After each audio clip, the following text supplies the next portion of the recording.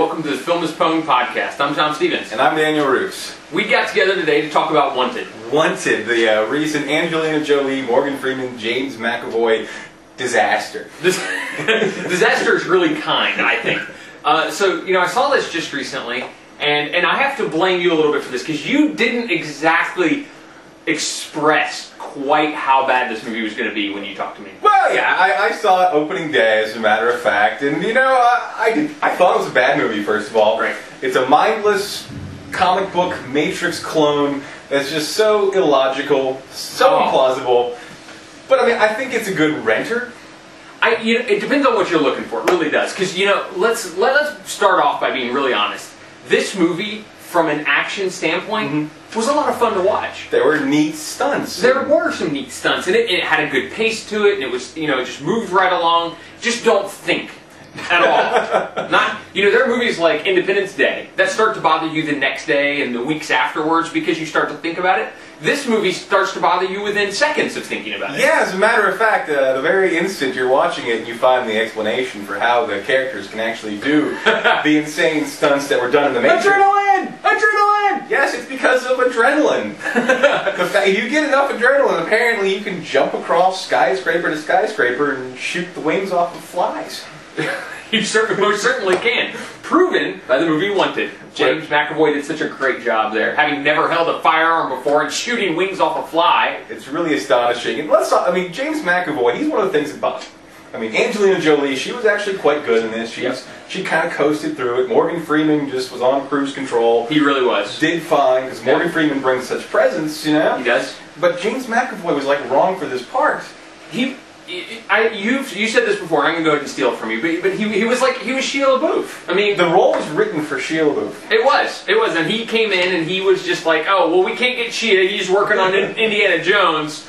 James, we need you to be him. And he did his best impression, but it wasn't that good. And honestly, since the movie is, about this guy who's basically working in the same office that Edward Norton was working in Fight Club. Yeah, except for in this office, by the way, they use profanity like there was no tomorrow. Yes, and a fat woman gets, is cruel and then gets her comeuppance, and we're supposed to be happy.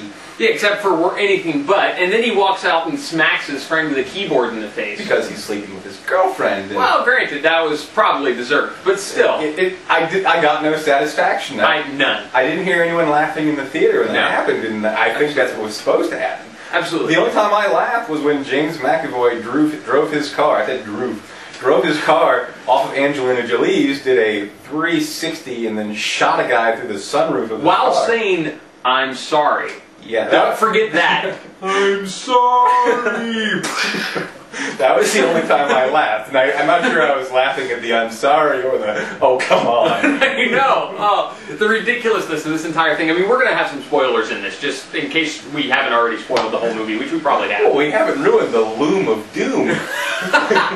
The Loom of Fate. Oh, I'm sorry. The Loom of Fate. This was.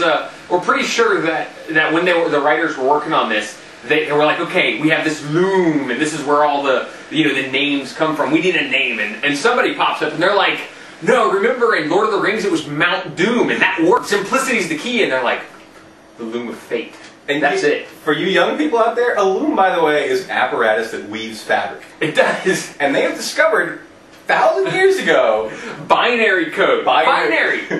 In the fabric, which binary didn't exist until, 60s, 50s, 60s? 1960s, because we're talking about the... Yes, 1960s with the birth of computers. And then they're translating the binary straight over to letters, which, by the way, doesn't work.